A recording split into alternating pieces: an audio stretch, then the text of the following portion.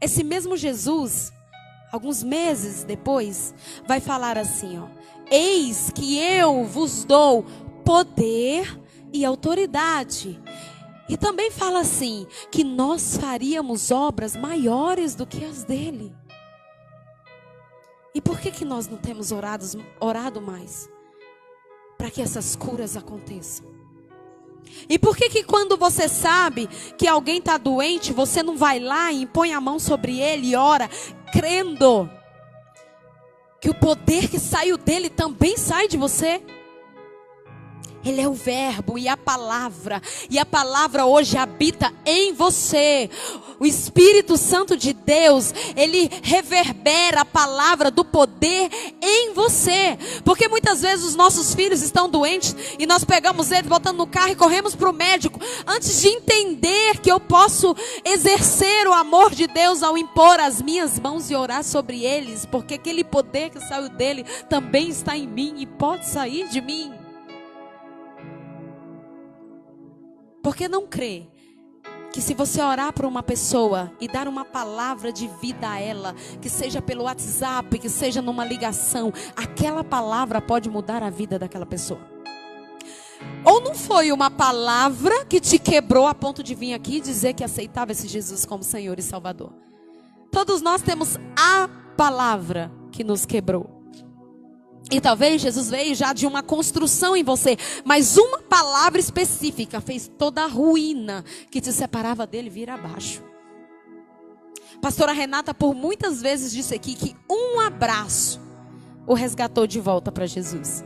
O bispo Sebastião esperava ela à porta do templo, e aquele abraço curou uma alma com depressões e feridas intensas, porque dele saiu poder. Porque dele saiu virtude. Você tem a virtude do poder de Deus dentro de você.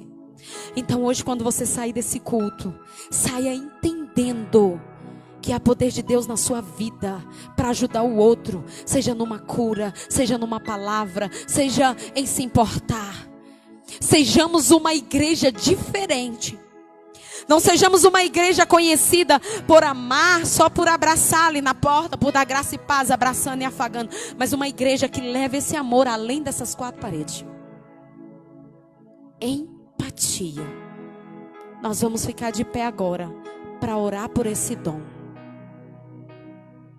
A palavra de Deus vai dizer que nós devemos buscar. A palavra de Deus vai dizer que nós devemos orar e buscar os melhores dons. Buscar com zelo, né?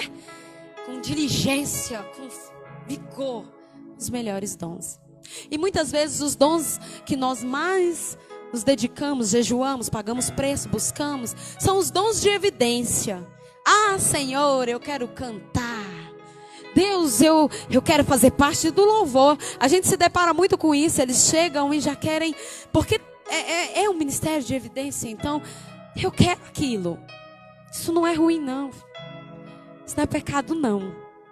Mas muitas vezes nós nos impulsionamos tanto em buscar os dons mais visíveis, com maior notoriedade, e nós deixamos de buscar dons porque que talvez não são tão expressivos a olho nu, mas em profundidade, em raiz, em alicerce, são tremendos, são essenciais. E tem muita gente que tem dificuldade de amar porque não foi amado. Tem dificuldade de aproximar porque não teve uma criação assim. Mas quantas vezes você já orou? Se você já entendeu que Deus é um Deus de perto e não de longe, como diz a canção, quantas vezes você já orou pedindo a Deus que te desse mais empatia, que molhasse os seus olhos, que talvez estão ressecados, rachando, porque não se condói pelo outro, porque não se importa, porque a sua natureza humana tem sido tão mais forte. Quantos aqui já orou pedindo para Deus te quebrar um pouco mais? Então hoje é a oportunidade que o Espírito de Deus separou para que assim fizéssemos. Eu quero que você ore. Se você deseja, talvez você diz: olha, pastora Ju, Não é que eu não me importo. Eu me importo, mas tipo assim, ai, problema dele, né? Amém? Deus abençoa, amém? E tá bom, ele segue a vida dele, porque eu já tenho problema demais, pastora Ju, a senhora não entende. Ah, pastora, é tão complicado o meu tempo. Eu não tenho tempo de... Talvez eu possa até ligar, mas se pedir uma visita já vai dar problema, porque eu não vou conseguir. Isso não é falta de tempo. Isso não é muitos problemas. Isso é falta de empatia. E hoje o Espírito Santo vai nos dar. Porque quando a empatia é uma linguagem que fala na nossa vida, a gente acha tempo.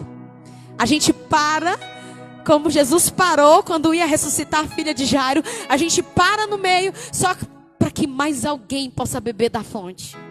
Ou possa ter a oportunidade de beber da fonte. E você é uma fonte a jorrar pela vida. E muitas vezes, por falta de empatia, nós reconhecemos nas pessoas que necessitam da nossa ajuda, nós olhamos para ela como sanguessugas. Eu não estou aqui dizendo que não existam pessoas que talvez uma hora a gente precisa falar assim, não, vou cortar o cordão umbilical, caminhe, porque não dá. Existem. Mas a pessoa que não é empática, ela vai ver todos como aproveitadores. E muitas vezes há um grito de socorro por trás do olhar de alguém que está convivendo com você. E por falta de empatia você não conseguiu enxergar.